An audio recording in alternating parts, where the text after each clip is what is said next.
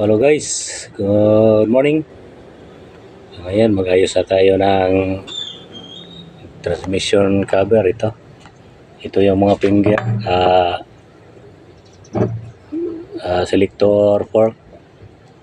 Ngayon ang problema nito, ito putol. Putol po ito. Ngayon natanggal na natin.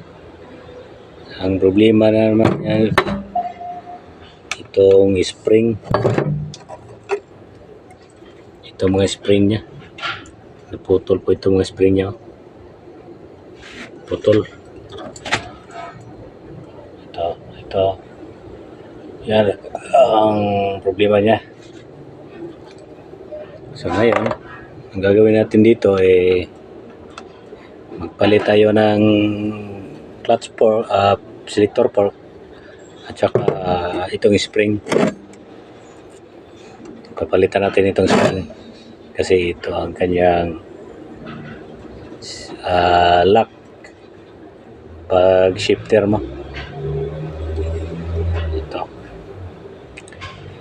So wala namang ibang problema. So ito lang papalitan natin. Please subscribe my channel, share and follow. Thank you.